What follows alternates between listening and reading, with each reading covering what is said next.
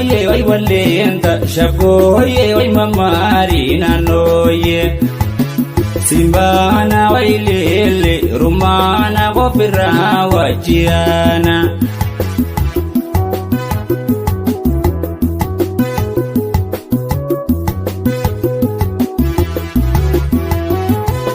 Watubira way bakani sanjiro way kani sire marro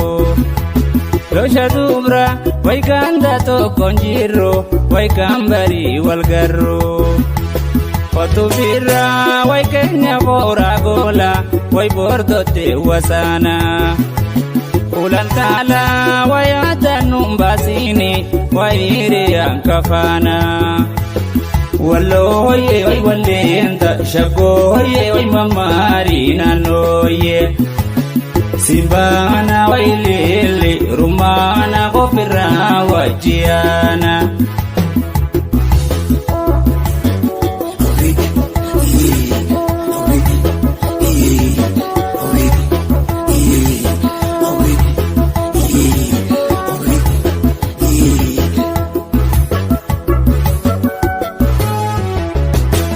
Watubira wairare didanine way masugi kotanne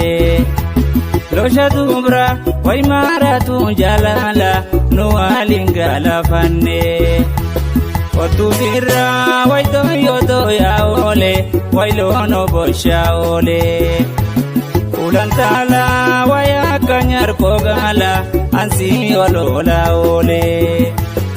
Wallo hoye hoy walenta shako hoye hoy mamarina noye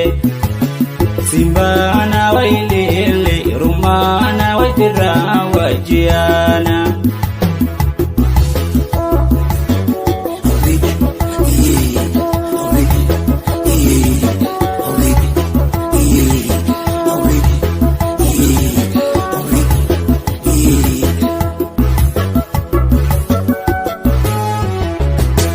Watubira way gambo jimbo noite way badambo sonoite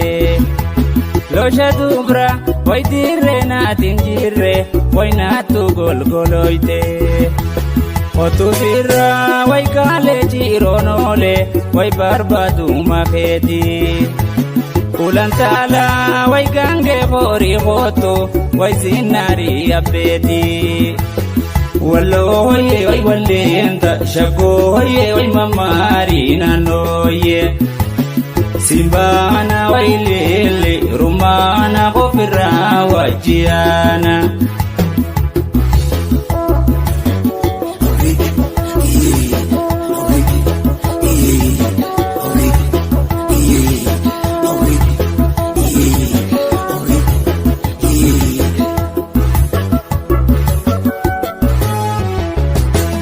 Watubira way asabotindaga way mana botiya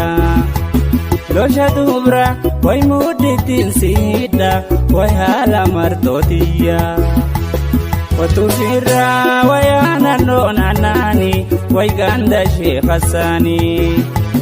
Ulantala way horatin siega hogabaya iftani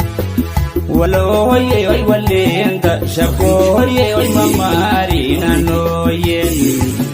Simbana wailele rumana gopira wajiana Wallo hoye hoy walenta shako hoye hoy mamari